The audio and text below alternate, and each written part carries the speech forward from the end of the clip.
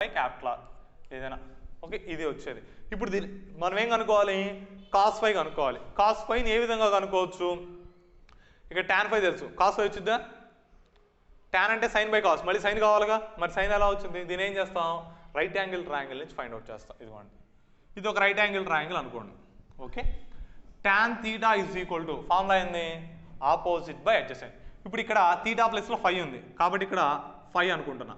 Tan phi is equal to opposite by adjacent రావాలి. Opposite ఎంత XL minus XC, adjacent ఎంత R. Okay ఈ formula ప్రకారం ఈ ట్రయాంగిల్ గీసా. ఇదిగోండి tan phi is equal to opposite by adjacent, opposite XL minus XC, adjacent ఎంత R. అంటే ఈ tan phi is equal XL minus XC R అంటే ఈ ట్రయాంగిల్లో వర్కౌట్ అవుతుందిగా. ఇప్పుడు హైపోటెన్యూస్ కావాలి మనకి. పైథాగరన్ రూల్ ప్రకారం ఏంటి, hypotenuse square is equal to side square plus side square. For example దీన్ని ఏబిసి అనుకున్నాం అనుకోండి. రైట్ యాంగిల్ ట్రయాంగిల్ రూల్ ఏంటి, hypotenuse square is equal side square plus side square. దాని ప్రకారం ఏసి స్క్వేర్ ఈక్వల్ టు ఏమవుతుంది AB square plus BC square అవుతుంది. ఇప్పుడు మనకి ఏం కావాలి, హైపోటెన్యూస్ కావాలి. అంటే AC equal to square root of AB square plus BC square. AB ఎంత వచ్చింది ఎక్స్ఎల్ మైనస్ ఎక్స్సి, అంటే XL minus x c whole square plus BC, BC ఎంత సారీ ఏబి అంటే 6,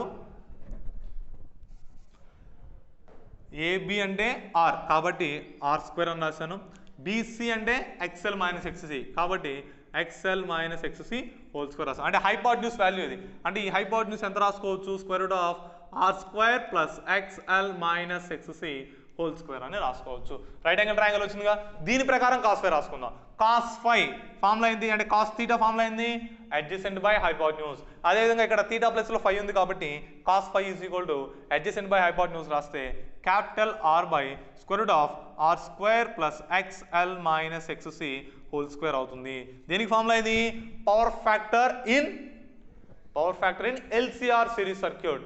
ఎల్సిఆర్ సిరీస్ సర్క్యూట్లో పవర్ ఫ్యాక్టర్కి ఫార్ములా ఇది. సార్ ఒకవేళ మళ్ళీ ఎల్ఆర్ సర్క్యూట్కి మనకు కావాలనుకోండి సార్, లేకపోతే సిఆర్ సర్క్యూట్కి కావాలి పవర్ ఫ్యాక్టర్, ఏ విధంగా ఫైండ్ అవుట్ చేయొచ్చు.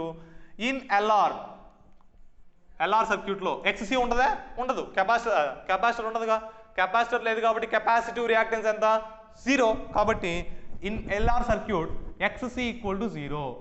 దెన్ ఏమవుతుంది కాస్ ఫై ఈక్వల్ టు ఇదిగోండి ఈ ఎక్స్సి ప్లస్లో 0 పెట్టండి, ఎంత వచ్చింది capital are by square root of are square plus XL square వచ్చింది. ఇది ఎల్ఆర్ సర్క్యూట్లో. అదే సిఆర్ సర్క్యూట్ అనుకోండి. ఇన్ సిఆర్ సర్క్యూట్లో ఇండక్టర్ ఉంటుందా, ఉండదు.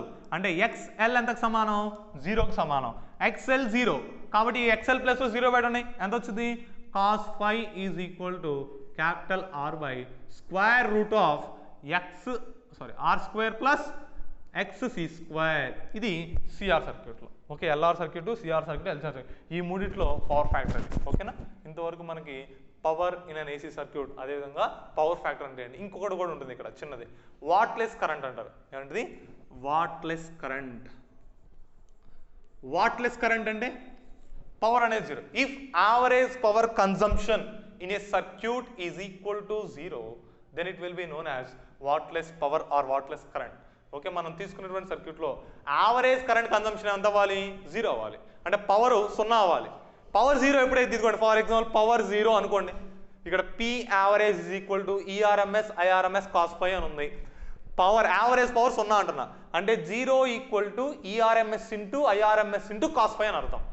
ఓకే ఇప్పుడు 0 equal to ERMS IRMS cos phi అంటే కరెంట్ అనేది వెళ్తుంది కానీ పవర్ 0 అంటున్నాం, అంటే ఈ అనేది నాట్ ఈక్వల్ టు 0నే, ఐ అనేది నాట్ ఈక్వల్ టు 0నే.